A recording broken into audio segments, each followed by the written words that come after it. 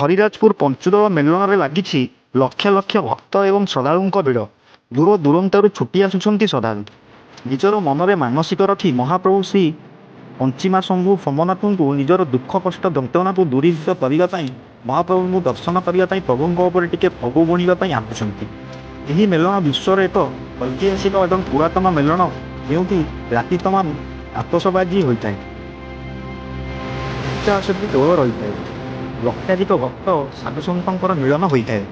कहुए कि महाप्रभु को जी भी जहाँ मागी से निश्चय तांकर मन कथा पूरण करिशार गर्व गौरव पुराण परंपरा। बेलांगुरु नरेश जेना रिपोर्ट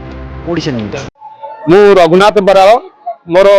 पत्नी ना झरणा बराल आम कटक रोचु कटक आसीचु किंतु प्रकृत में आम गाँ यही पाखे सड़ांगई पड़ा गोरडा पीड़ आम दीर्घ 35 वर्ष कटक स्थायी भाव बसवास कर किंतु पश्चिमा सोमनाथ जो मेलन ऐतिहासिक आज्ञा आम पिला बेलू जो आम गाँव में जन्म नहीं जो बापमा को सांगे बुलाक आसू यही गोटे बड़ पर्व गोटे बड़ यात्रा ये एरिया आम अंचल पुरी जिले में हरिराजपुर मेलन कहले आम समस्त जानती ये ओडावासी जानते हरिराजपुर मेलन को आम सदा अपेक्षा करता हरिराजपुर मेलन केबे वर्षक थे आसो यही हरिराजपुर मेलन को आम सब परिवार सहित शगड़े आसू बापा दादा मैंने आमको शगड़े आनती आम ये रोषे करूँ ये खाऊ रात्रि यापन करूँ ये प्रभु को दर्शन कर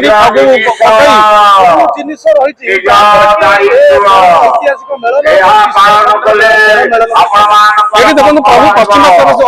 अच्छा सब ठाकुर ये पुरी जिले प्राय ठाकुर अच्छा सबु ठाकुर एठिक आसती समागम होती ये समागम आम परंपरा आम संस्कृतिर उन्नति हुए समस्ते एकाठी गोटे भाईचारार संपर्क सृष्टि हुए ग्राम ग्रामवासी भितर संपर्क बढ़े समस्त समस्त जानती चिन्हती तेणु आमको बहुत खुशी लगे विश्ववासी आम बड़ गर्वित आम पुरी जिला ठाकुर अच्छा जगतरनाथ जगन्नाथ जे कि विश्ववासी ठाकुर जगतरनाथ जगन्नाथ कहुए तेणु आम पुरी जिलार अधिवासी हो आम निजक गर्व अनुभव करुँ आम जगन्नाथ आम अधिवासी आदा बेले आम जुआड़ भी जाऊ जेकोसी कम करूँ बाहर घर बाहर बेले जगन्नाथ नाम को नहीं घर बाहर आम कम सफल हुए तेणु प्रभु जगन्नाथ आज मु समस्त यही परिसर हरिराजपुर मेलन परिसर प्रभु जगन्नाथ पाखे अनुरोध करी विनम्र प्रार्थना करी ये प्रभु विश्ववासी कल्याण हो समस्त मंगल हो समस्त खुशी रुहतु समस्त शांति रुहतु समस्त निज निज भितर निजर परंपरा बढ़ेवा संगे संगे भाईचारा सृष्टि करूँ यही क्या सहित माने शत्रु भाव मन रखुनी समस्त खुशी रुहतु समस्त एकाठी एकाठी रही ही आमको आगे बढ़ा युद्ध दरकार नहीं आमको दरकार शांति आज अमेरिका इज्राएल ईरान एमान भितर लड़ाई चली जो लड़ाई आम विश्व संपूर्ण क्षति ये तेणु आम लड़ाई करवानी समस्त शांति रक्षा करवा यही आम मूल लक्ष्य है। मानस रंजन मंगराज मेलन परिचालना परिषदर उपसंपादक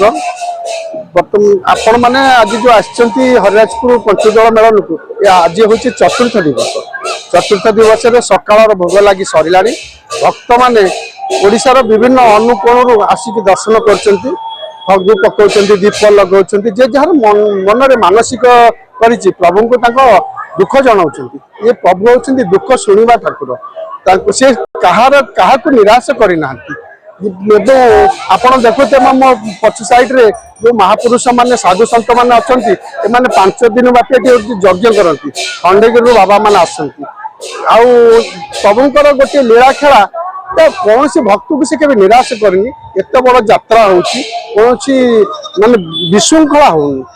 शांति श्रृंखला भाव में आतसबाजी होती बर्तमान तृतीय दिन छाड़ी आज चतुर्थ दिन आम पहुंचीचु चतुर्थ दिन भक्त मानकर बर्तमान सकू लक्षाधिक भक्त समारोह है राति 12टा पर्यंत ये कार्यक्रम चालू रही भजन संध्या भी चलुची प्रभु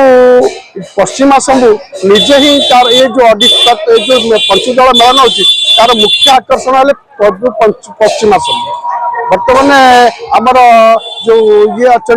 मेलन कमिटी परिचालना परिषद निष्पत्ति क्रमे पुलिस प्रशासन को धरी सबकि कार्यक्रम हो मोर प्रशासन पाखे एति नवेदन करार अच्छी आपण मान जरिया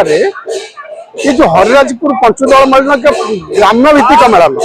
जहाँ कि ओडिशा रे नुहे भारत बाहर भी प्रचार प्रसार करागले यार बहुत उपकृत आम कमिटी हो पारता यार मेन कथा अच्छी गमनागमन मेलन पड़िया को प्रवेश प्रस्थान पथ यार दीर्घस्थायी करने प्रशस्त करने